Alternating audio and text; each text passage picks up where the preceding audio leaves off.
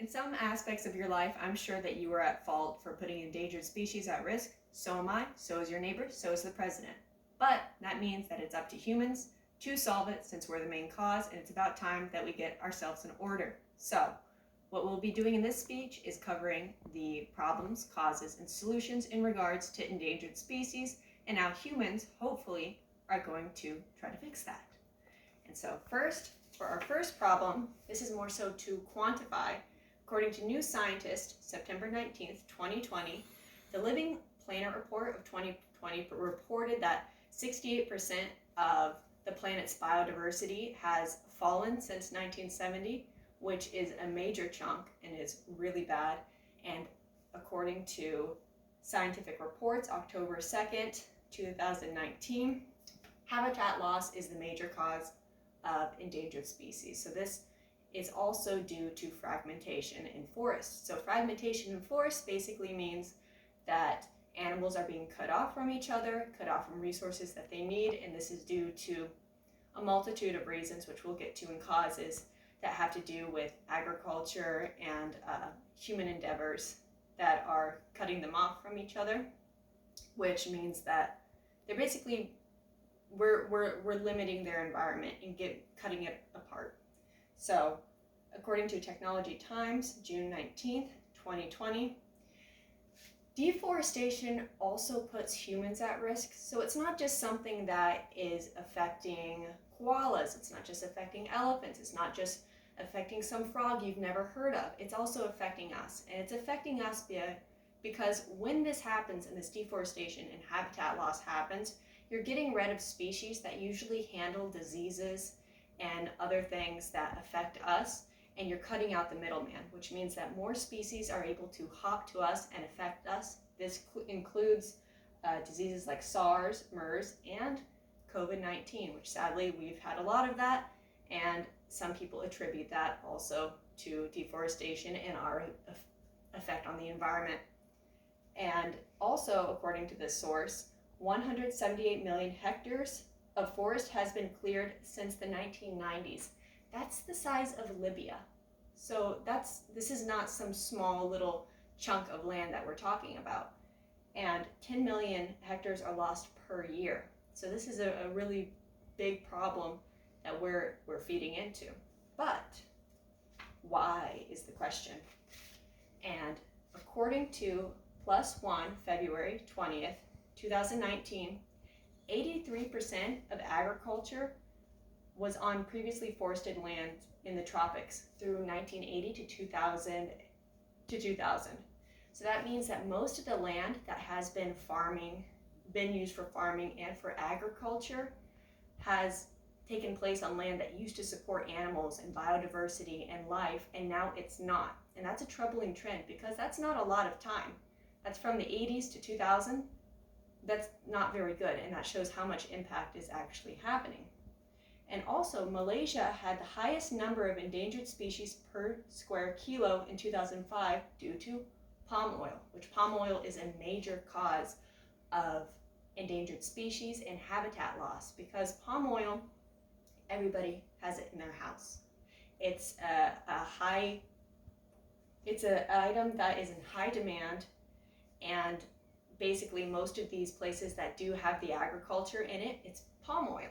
So these places that are being wiped out, palm oil is replacing it.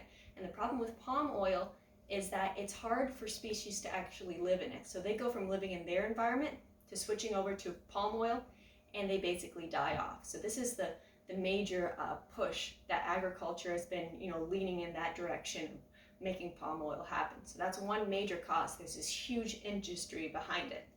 And the second cause is, again, related to us. Surprise, surprise. According to SWARA, April-June 2018, infrastructure has been creeping into Kenya's national parks. And this has been something that for a long time they thought the park's biodiversity was being threatened by poaching and by just direct human efforts.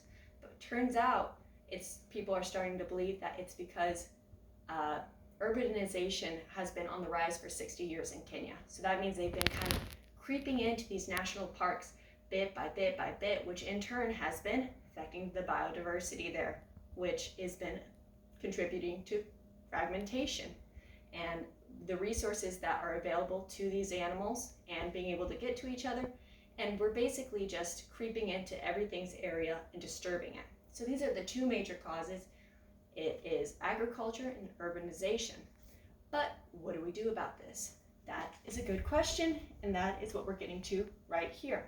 According to Technology Times, January 20th, 2019, one solution is integrated habitats. So this includes basically making it so that we can live with species at the same time. So it's not us versus them, it's both of us working together to try to live together. So this involves basically creating or changing environments that we have right now, like unused land or lands that's not being used properly, and making it so other species can live there. So this would involve creating pollinator sanctuaries. So this would be having seed mixtures, areas where insects could live, areas where aquatic animals could live, and so that everything is more in tune with one another. And this doesn't really require a huge amount of money as much as it's just changing our approach from the typical way that we build concrete jungles to actually creating an environment where multiple species can thrive by changing the exploited land and the unused land and using it to help species and actually live together, which is really good. And the second solution, which includes multiple as well, but it comes from Christian Science Monitor, April 21st, 2021. And another solution is just public pressure, because when you have these palm oil companies who are now having to deal with the public consequences of people knowing that they're contributing to killing animals, that's kind of a big push to fix how really consumers look at them. So that's a big thing right there. CDP disclosure. So CDP is a nonprofit organization which basically tracks and helps companies manage their environmental impact so that they're able to adjust to that, know how they're affecting an environment, and reporting to them. So this would be something that we would want to include more of, having companies be held accountable to organizations like that.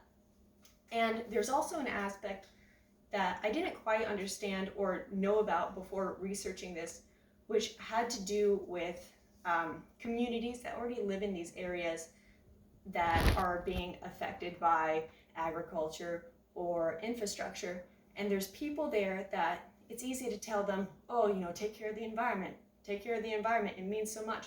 But often in these areas, people don't have a lot of access to resources themselves. They're on the poorer side, so it's harder to tell them to change the way that you live your life to take care of this environment, when it's kind of hard to take care of yourself, and it's kind of hard to live within your environment there that you're living in. So Brazil has come up with a system where they compensate locals, indigenous people, and farmers for living environmentally friendly. So this could be the way that they make money, the way that they actually contribute or don't contribute to fragmentation. And it also deals with that human aspect of it, with these people who live in these areas that also have to find a way to live within it themselves. And it creates incentive. So in short, we've covered the problems, we've covered the causes, and we've covered the solutions. And it is feasible and it is workable to try to figure out how we could all live within this earth. It's huge. We can do it. And this is my speech, and this is what we've covered.